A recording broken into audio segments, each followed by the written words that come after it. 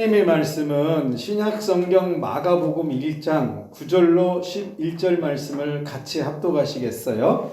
그때 예수께서 갈릴리 나사렛으로부터 와서 요단강에서 요한에게 침례를 받으시고 곧 물에서 올라오실새 하늘이 갈라짐과 성령이 비둘기같이 자기에게 내려오심을 보시더니 하늘로부터 소리가 나기를 너는 내 사랑하는 아들이라 내가 너를 기뻐하노라 하시니라. 아멘. 기도하시겠습니다. 하나님 아버지, 올 한 해도 마무리를 잘할 수 있도록 인도해 주심을 감사합니다. 하나님, 이 시간 우리에게 말씀해 주옵소서. 그래서 이 말씀이 내 영혼을 정결하게 하는 하나님의 거룩이 일어나도록 은혜를 더해 주옵소서. 무엇보다 아버지 말씀을 들을 때 성령께서 바람처럼 물처럼 임재해 주시사 하나님의 말씀을 다 알아들을 수 있도록 지혜도 내려주옵소서. 아버지 하나님, 이 시간 종회에 성령을 부어주셔서 성령님 말하게 하심을 따라 말하게 하시고, 그래서 전하는 자나 듣는 자가 하나님 한 분을 만나는 시간으로 인도해 주시기를 우리 구주 예수님의 이름으로 기도드립니다. 아멘. 예, 오늘도 참 좋은 날입니다. 이 날이 좋은 것은 하나님을 예배할 수 있기 때문에 좋은 날입니다. 예수님이 하시는 일은 언제나 한 영혼을 향하십니다. 구약의 하나님은 무리를 구원하시는 민족적 구원을 일으키시는데, 신약에 오신 이 예수님은 무리의 구원보다 한 번에 한 영혼 구원을 이루십니다. 그 이유는 천국은 이 예수님의 이름으로 죄사함을 받은 한 영혼이 가기 때문에 그렇습니다. 그래서 예수님이 원하는 건 단 하나밖에 없어요. 영혼 구원. 교회는 이 구원을 말하는 곳입니다.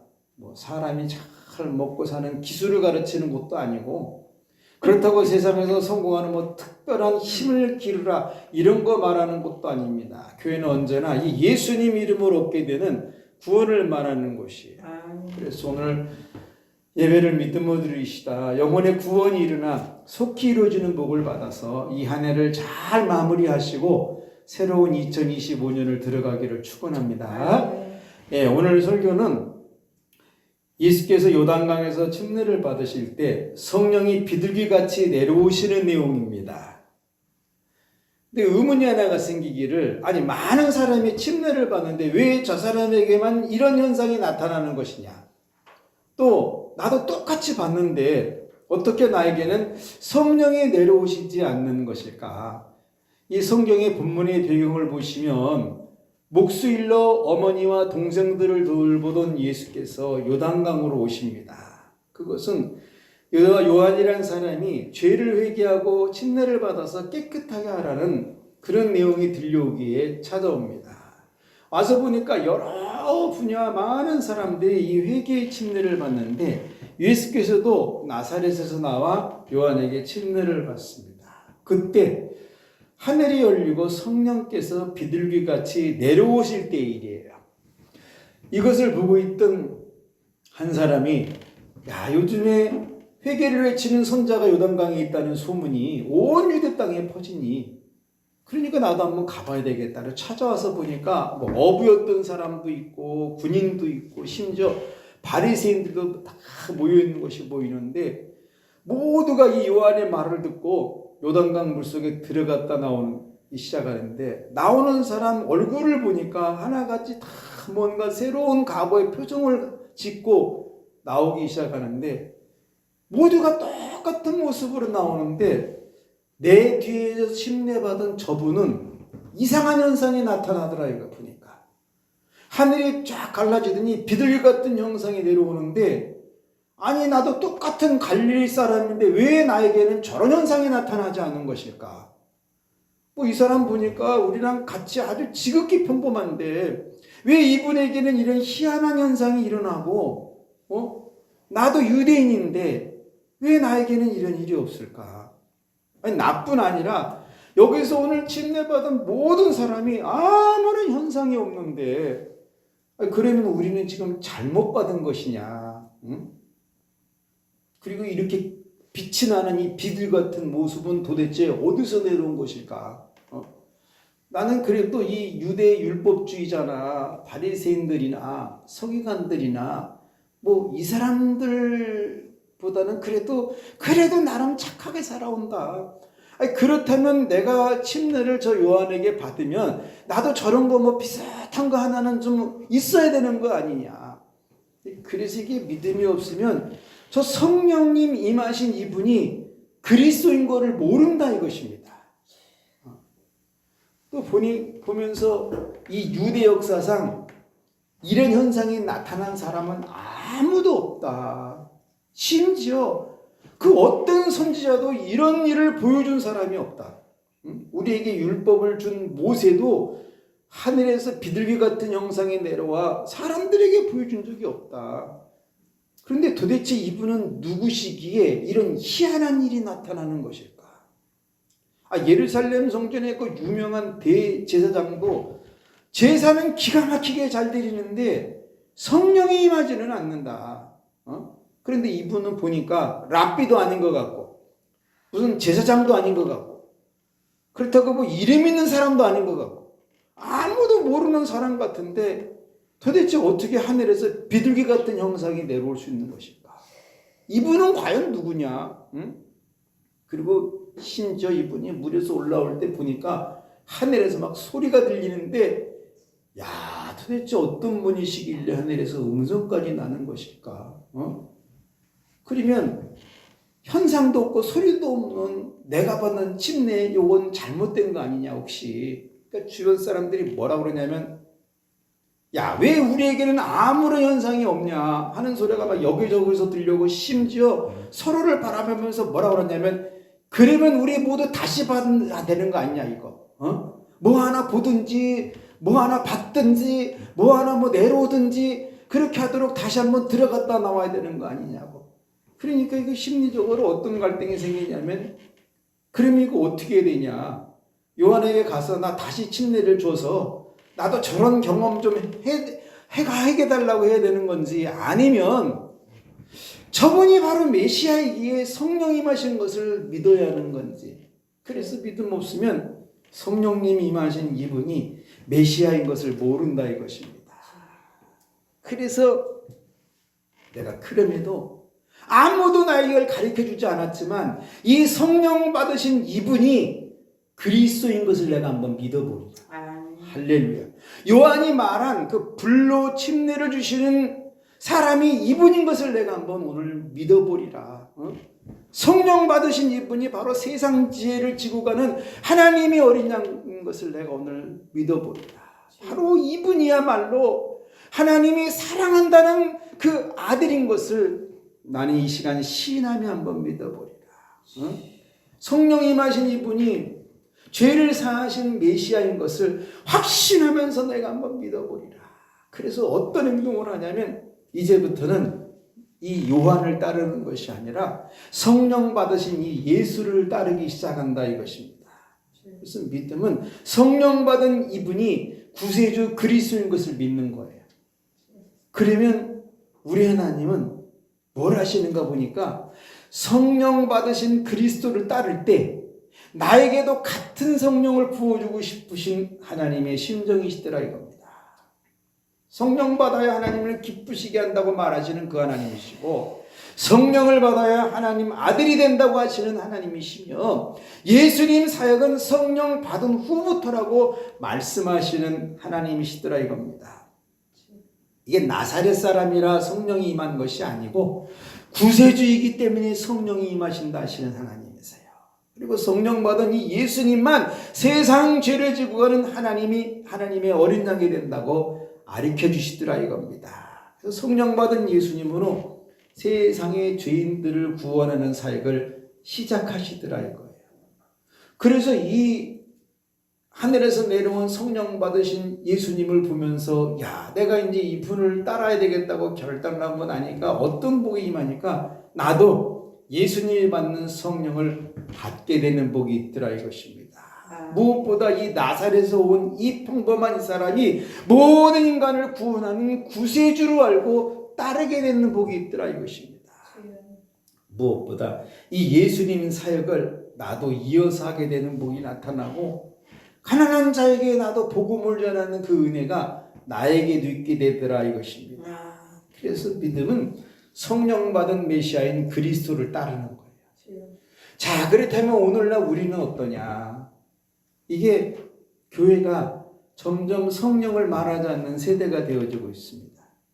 그럼 교회는 뭐냐? 교회는 성령 받으라 말하는 곳이에요. 그 이유는 예수님께서 이 땅에 교회 하나를 딱 남기시고 성령을 보내 교회를 세우십니다. 그래서 교회는 이 성령의 임재를 그토록 사모하라고 말하는 곳이에요. 교회가요, 성령이 없어도 세워져요. 심지어 커지기도 합니다. 이건 좋은 일이죠. 그러나 세월이 지나면 성령이 없는 교회는 시스템이 일하고 조직만 남게 됩니다. 심지어 목회자가 바뀌면 교회 모든 체계가 바꿔지기도 해요. 그러다 보니 하나님 이름을 내건 종교 행사는 많아지는데 거듭나는 사람은 보기 어려워지는 때가 되어집니다. 그래서 교회는 크든 작든 언제나 성령을 받으라고 말하는 곳이에요. 성령 받은 두세 사람이 모인 곳에 예수님이 함께 계시기 때문에 그렇습니다. 예수님도요, 승천하신 후에 이 땅에 천사들을 보내지 않으셨어요. 그 많은 천군 천사를 그냥 다 보내면 얼마나 멋있겠어요, 웅장하고. 그런데 천군 천사를 보내신 것이 아니라 성령 하나님 보내십니다. 왜? 그것은 교회가 교회되게 하기 위함이기 때문에 그래요. 또 교회는 무엇일까? 교회는요, 교회는 나오지만 성령은 받으려 하지 않는 사람도 옵니다. 성령 안 받아도 교회 다니는데 아무 문제 없어요. 심지어 교일 하는 것과 직분 받는데도 지장이 없습니다. 그러나 하나님의 뜻을 향한 믿음 생활을 바르게 하기는 어렵습니다. 그래서 교회는 성령을 받으라고 말하는 곳이에요. 성령 받는 거 그렇게 어렵지 않습니다. 성경에서는 그게 두 가지를 가르쳤는데 하나는 기도할 때 성령을 받는다고 말하고 있어요. 이 땅의 최초의 성령의 역사가 예수님의 제자들이 모여서 전혀 기도할 때 임하십니다. 그래서 지금 이 성령 받기 위해 우리도 기도에 힘쓰라고 말하는 거예요. 또 하나는 성령은 말씀 들을 때 임하십니다. 베드로가 예수님은 죽었다가 사흘 만에 부활하셨다고 딱 이 한마디를 했는데 성령께서 말씀 듣는 모든 사람에게 내려오십니다. 그래서 지금도 복음을 믿음으로 드리면 성령을 받게 돼요. 자, 그러면 어떻게 교회 다니는 사람이 성령을 받지 않을 수 있냐? 믿음 없으면 종교 활동은 다 하지만 성령은 받지 않습니다. 자, 그러면 신자는 무엇인가? 신자는 두말할 것도 없이 성령 받은 사람입니다. 한 번만 받는 사람이 아니라 매일 충만함을 사모하는 사람이에요. 뭐 이 성령 받아가지고 은사활동하라는 게 아닙니다. 성령을 받아 예수님의 복음의 사역을 이어가는 사람이 신자예요. 예수님은 복음으로 한 영혼을 구원에 이르게 하십니다. 그래서 신자도 성령을 받아서 이 복음 전도로 한 영혼을 구원에 이르게 하는 그 사람이에요. 그래서 신자가 첫 번째 할 일은 성령 받아 복음 전하는 일입니다. 신자가 성령으로 일을 하잖아요. 그곳에는 사랑이 나타납니다. 희락과 화평이 흐르기 시작하고 참음이 보여지고 자비와 양선도 이루어집니다. 충성도 나타나게 되고 온유와 절제는 열매로 맺혀지게 돼요. 하나님은 이렇게 성령 받은 자하고 일하신다 이것입니다. 그래서 신자의 제일 먼저 할 일은 성령 받는 일이에요. 또 신자는 무엇일까? 신자는 살다 보면 세상령에 잡힌 사람도 만납니다. 신자는 그들에게 무슨 말을 해줘야 되냐면 이 세상령에서 잡혀 살면 마지막 날 세상령이 가는 곳에 나도 들어가게 된다고. 그러니 이제는 하나님 영에 잡혀서 좀 살아보라고 이 말해주는 사람이에요. 물론 안 듣습니다. 왜? 이게 무슨 말인지 이해가 안 되기 때문에 들리질 않아요. 그런데 그럼에도 신자는 이 말을 해줘야 됩니다. 그 이유는 그 사람도 구원을 받게 하고 싶으신 하나님 심령 때문에 그래요. 그 사람도 하나님은 건져내고 싶으시다 이겁니다. 또 신자는 살아가면서 아주 흉악하고 사악한 영에 잡혀있는 사람도 만납니다. 이들은 범사가 악해요. 사람의 혼을 훔치기도 하고 심지어 그들은요 웃는 모습도 악합니다. 신자는 이들에게 해줄 말 하나밖에 없어요. 나사렛 예수 이름으로 명하는 이 더러운 영은 그에게서 떠날지. 물론 그 사람 들을 때 굉장히 기분 나빠할 수 있어요. 그럼에도 그렇게 해야 하는 이유는요, 그 사람 속에 거하는 흉악한 영은 예수 이름 외에는 그 어떤 이름으로도 쫓아낼 수 없기 때문에 그런 것입니다. 그런데 우리 하나님은 그 흉악한 영에 잡혀있는 자도 구원받길 원하세요. 그래서 우리는 그런 사람에게도 뭐 이렇쿵 저렇쿵 이런 말 할 것이 아니라 예수의 이름으로 거듭 구원을 받을 수 있도록 복음을 전하는 것입니다.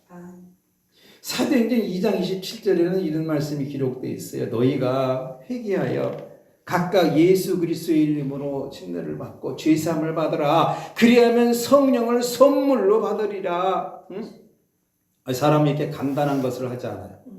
선물로 준다는데, 뭐 돈 받고 주는 것도 아니고 그냥 준다는데, 세상 선물은요, 인간이 죽으면 없어집니다. 그러나 하나님 주시는 선물은 내가 죽어도 함께해요. 그래서 하나님 주시는 성령인 선물을 오늘 받아야 된다 이것입니다. 사람들은 이런 말씀을 들으면 그래요. 야, 교회는 참 어려운 것을 자꾸 말한다. 그냥 교회 나와서 예배 한번 드리라고 그러지. 이런 것을 받으면 사람이 이상해지는 거 아니냐. 나도 가끔 교회 가서 그런 사람 본다. 알아들을 수 없는 말을 혼자 중얼거리는 사람들 종종 있더라. 듣도 보도 못한 말을. 그 사람이 불안해서 그 옆에 앉을 수 있냐. 그러니까 나도 그렇게 되는 거 아니야. 혹시 교회 다니다가. 그래서 믿음 없으면 교회 나와도 성령은 받으려 하지 않는다 이것입니다. 여러분, 이 한 주간 이제 11월 마지막 주간인데 성령 받기를 결단했어요. 네. 그것도 충만히 받기를 결단했어요. 이 성령을 받으면 말로 표현할 수 없는 희락이 나타나는데 이것을 경험하고 통과한 사람은 그 경험이 영혼의 흔적으로 남아있기 때문에 이 성령 충만을 늘 구하고 사는 것입니다. 너무너무 행복하니까. 이 기쁨으로 교회를 세우는 것을 신앙생활이라고 그래요. 이 기쁨이 없이 교회를 세우잖아요. 잘못하면 감정이 나옵니다. 잘못하면 이성이 앞서고 잘못하면 합리적인 걸 요구해요. 교회는 그게 중요하지 않습니다. 성령의 감동으로 역사되는 그 순간을 하나님은 으뜸으로 보십니다. 그래서 여러분 성령 받아서 2025년 들어가기를 결단했어요. 성령 받은 자가 더 큰 헌신합니다. 우리 하나님은 그 믿음을 보시고 성령의 말하게 하심을 따라 말하게 해주고 싶으신 하나님의 심정이 있어요. 이게 성령의 말하게 하심을 따라 말해야 한다고 아무 때나 밥 먹다가도 말하고 잠자다가도 말하고 그런 것이 아닙니다. 이 성령의 말하게 하심을 따라 말하는 것은 언제 나타나느냐? 예수 그리스도의 복음을 전하려고 그 사람을 만났을 때 성령 하나님께서 그 입을 통해서 하나님의 나라를 말하게 한다 이것입니다. 아무 때나 하는 것이 아니고. 근데 우리는 아무 때도 말하지 않고 사람을 만날 때도 말하지 않고 언제든지 말하지 않는다. 성령을 받아야 된다는 증거입니다. 그게. 그래서 이 성령 받은 사람은 놀라운 특징이 있는데 그 어떤 순간에도 하나님을 배신하지 않게 하신다. 그거 하나님이 그렇게 하십니다. 삶 속의 환난과 핍박, 고통과 고통이 와도 이 믿음이란 거룩으로 하나님이 꼭 이기게 하세요. 가난하면 인내하게 하시고 부유하면 겸손하게 하셔가지고 세상에 성령 받은 자가 이런 사람이라고 우리 하나님은 드러내신다 이것입니다. 더 놀라운 것은 뭐냐면 우리 하나님은요 성령 받은 자를 통해서 예수님은 나의 구세주라고 세상에 보여주시는 하나님이세요. 그래서 인생의 첫 목표가 바뀝니다. 무엇으로? 교회를 세우는 사람으로 바꿔져요. 성령 받으면. 그런데 성령 받지 않으면 교회 세우는 게 내 인생의 목표가 안 됩니다. 절대적으로 될 수가 없어요. 교회를 이용하면 이용했지 절대적으로 교회 세우는 일은 하지 않습니다. 그런데 우리 하나님은 성령 받은 자를 통해서 교회를 세우고 싶으신 거예요. 그래서 하나님은 믿는 자와 안 믿는 자를 구별하는데 딱 하나로만 구별합니다. 성령을 받았느냐 안 받았느냐. 그러면 이런 경우들이 생겨요. 나도 중고등학교 때 뭐 청년 때 수련회를 참석해서 울고불고 성령을 받았는데 또 성령 받아라 해서 늘 성령을 사모하는데 받고 살아도 풀리지 않는 문제가 있더라. 왜 이렇게 인간관계는 꼬여만 가냐? 그리고 자녀 문제 풀릴 줄 알았더니 또 엉키고, 건강 문제 괜찮을 줄 알았더니 주저앉고, 물질 문제 남을 줄 알았더니 여전히 빛 가운데로 걸어가고, 그래서 종종 신앙에 갈등이 생긴다. 심지어 천국에 대한 확신도 흔들린다. 그렇지만 그럼에도 불구하고 믿음으로 성령 충만 받기를 결단하십시오. 아멘. 할렐루야. 주여. 이 믿음 없으면 세상 잡다한 영에 열광을 하지만, 믿음이 있으면 오직 성령 충만함을 사모하게 된다 이것입니다. 그래서 이런 사람은 무슨 복을 받냐면 성령에 이끄시는 삶의 맛을 아는 복이에요. 아멘. 이 한국 사람들은 이렇게 날씨가 추워지면 주여. 구수한 된장국에 풀어진 우거지국에다가 밥을 말아 먹는 거를 굉장히 생각을 합니다.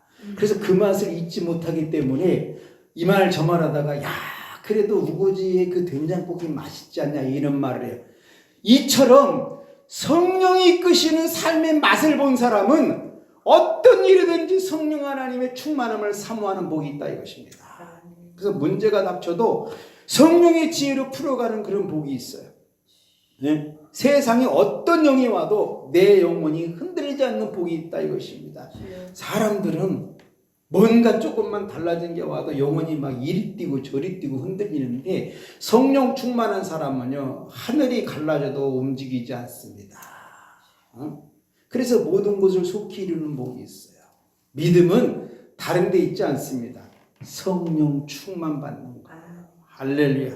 설교 다 마쳤습니다. 이제 여러분 한 주간 이 11월 말 어떻게 살 것인가? 세상에 이렇게 살다 보면은 저 사람 정말 그럴듯하게 하는 사람 봐요. 인생이 막 황금기야. 왜 실패할까? 악한 영에 충만해서 실패하는 거예요. 또 어떤 사람은 부족함이 없는 실력자야. 그런데 성공 앞두고 어떻게 실수하나? 사망형에 잡혀있게 실수합니다. 그런 자에게 줄 말은 하나밖에 없어요. 주 예수 그리스도를 믿고 죄 사함을 받아라. 그리고 남은 인생 성령 충만 받고 살아라. 그러면 실패 없고 실수 없다고. 그리고 여러분이 마지막 한 주간 어떻게 사실 거예요? 성령 충만하게 살기를 결단하십시오. 이거요, 거루가 아닙니다. 경건도 아니에요. 능력과 권능도 아닙니다. 뭐 신령한 것 더더욱 아니에요. 그저 신자의 최고의 가치일 뿐입니다. 그래서 성령 충만 이 한 주간 받으셔서 2025년을 잘 계획하시고 다시 한번 믿음으로 일어나기를 주님의 이름으로 축원합니다. 기도하시겠어요? 하나님 아버지, 오늘 저희들이 예수님은 성령 받으신 그 모습을 통해서 나의 영혼을 점검해 봅니다. 그날 예수님 요단강에서 침례를 받을 때 하늘이 갈라지고 비둘기 같은 형상이 내려와 성령이 임하시는 것을 사람들이 주변에서 보고 정말 서로가 놀랄 수밖에 없습니다. 그 중에 제일 힘들었던 부분이, 나도 요한에게 침례를 받는데 왜 나는 이 성령이 없는 것일까? 그러나 그 고민한 사람 나중에 오순절 성령의 역사로 다 새로워지기 시작합니다. 아버지, 오늘 저희들 다시 한번 성령을 부어주셔서 2025년을 들어갈 수 있도록 은혜를 내려 주옵소서. 교회는 성령입니다. 하나님, 조직도 필요하고 시스템도 요구되지만 그 이전에 교회는 성령입니다. 주여 불쌍히 여기셔서 이 교회에 성령의 부흥을 허락해 주시고 성령 받은 사람들로 세우시며 성령 하나님의 인도로 나아가는 아버지의 영들이 되어지도록 기름을 부어 주옵소서. 예수님의 이름으로 기도드립니다. 아멘. 우리 이 시간 한번 같이 기도하실 때, 여러분, 성령 충만 강구하는 것은 부끄러운 일도 아니고 창피한 일도 아닙니다. 이것은 성경에 기록하기를 너희는 성령 충만을 구하라고 말했어요. 그래서 오늘 우리는 그 말씀을 붙들고 기도하기 원합니다. 여러분, 지금 필요한 게 참 많이 있을 수 있어요. 그러나 우선적으로 해야 될 일이 성령 충만입니다. 이 성령 오늘 부어달라고, 오순절에 그 성령 나에게 다시 한번 부어달라고, 그리고 가정의 물질, 자녀, 건강, 인간관계 문제를 위해서 주님 일창 부르짖고 합심으로 한번 기도하시겠어요? 주여